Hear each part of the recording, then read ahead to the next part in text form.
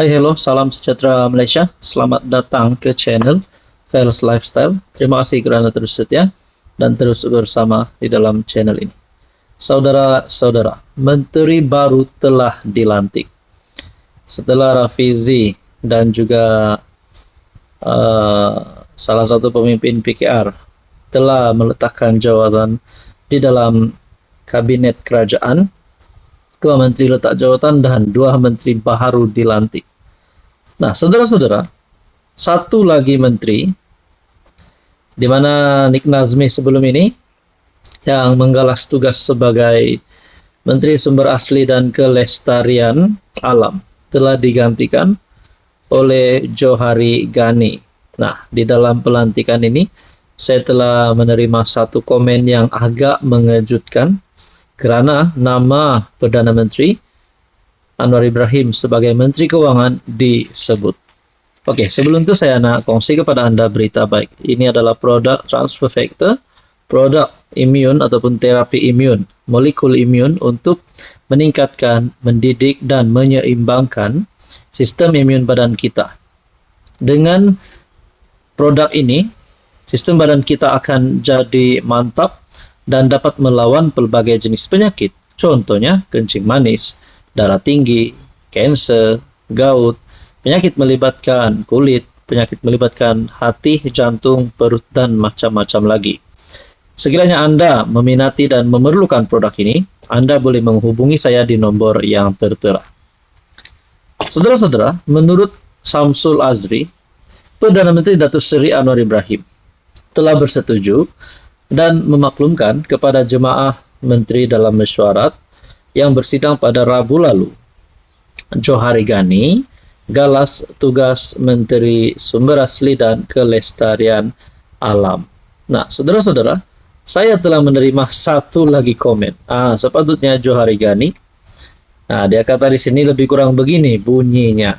Sepatutnya Johari Ghani bukan menggalas tugas sebagai Menteri Sumber Asli dan Kelestarian.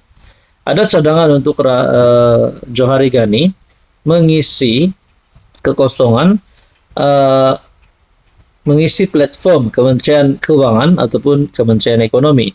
Seperti yang kita tahu, Kementerian Ekonomi sudah pun diisi dan Kementerian Keuangan, di mana Anwar Ibrahim sebagai Perdana Menteri sendiri yang menjadi Menteri Keuangan. Nah, komen ini berkata, patut bagilah Kementerian Keuangan dan Ekonomi, kat dia layak bidang itu. Cadangan untuk Johari Ghani. Jadi saudara-saudara yang saya hormati, mungkinkah Johari Ghani tidak layak untuk memegang jawatan Menteri Sumber Asli? Sebaliknya beliau layak untuk memegang platform Kementerian Ekonomi ataupun Kementerian Keuangan. Nah, tuan-tuan dan puan, berkaitan dengan isu ini, apa komen anda? Hai, hello, salam sejahtera Malaysia. Selamat datang ke channel Fels Lifestyle. Terima kasih kerana terus setia dan terus bersama di dalam channel ini. Saudara-saudara, di dunia ini apa-apa saja boleh berlaku. Ada yang sekejap, ada yang lama, ada yang gembira, ada yang menangis, dan macam-macam lagi. Tarik 10 Julai terpahat di Malaysia. Tarik di mana 10 Julai 2025 adalah tarik Tun Dr. Mahathir Mohamad meraihkan ulang tahunnya yang ke-100. Antara satu titik bersejarah bagi negara Malaysia di tanah air kita. Tapi tarik 11 Julai 2025 pula satu kejutan kepada seluruh kepimpinan politik Malaysia. Saya boleh katakan ini adalah kematian, pemergian mengejutkan Mahathir, mengejutkan Anwar, mengejutkan ramai kepimpinan politik di Malaysia. Bapa Ketua Pemuda UMNO kembali ke Rahmatullah. Perkongsian artikel daripada Harapan Daily bertarik Julai 11, 2025. Bapa kepada Ketua Pemuda UMNO, Datuk Dr. Muhammad Akmal Saleh, meninggal dunia pada jam 9.10 pagi. Allahyarham Saleh lemah menghembuskan nafas terakhir akibat sakit tua pada usia 66 tahun. Dr. Muhammad Akmal, yang juga ahli Dewan Undangan Negeri, Adun Merlimau, memaklumkan perkara itu menerusi hantaran di Facebook. Duka cita dimaklumkan bahwa ayahanda kesayangan kami, Cikgu Saleh bin Lempa, telah kembali ke rahmatullah sebentar tadi, jam 9.10 pagi. Mohon doakan agar ayahanda kami diampunkan segala dosanya dan ditempatkan dalam kalangan kekasih Allah, katanya. Beliau turut memaklumkan jenazah Allahyarham ayahnya akan dikebumikan di tanah perkuburan Islam Masjid Ar-Rahim, Merlimau Jasin, selepas sholat Jumat. Sebelum ini, Akmal pernah memberitahu perkembangan terkini mengenai keadaan kesehatan bapaknya yang dilaporkan semakin merosot sejak akhir bulan lalu. Exco Kemajuan Desa, Pertanian dan Keterjaminan Makanan Melaka berkenaan turut meminta orang ramai yang mengenali Allahyarham agar mendoakan kesejahteraan dan keampunan buat insan tersayang itu. Bagi saya ini pasti satu pemergian yang mengejutkan seluruh kepimpinan politik Malaysia. Hello, salam sejahtera Malaysia. Selamat datang ke channel Fels Lifestyle. Terima kasih kerana terus setia dan terus bersama di dalam channel ini. Saudara-saudara, sana sini kita dengar serangan kepada Anwar, serangan terhadap PMX. Nak Anwar letak jawatan. Baru-baru ini ada pula himpunan turun Anwar.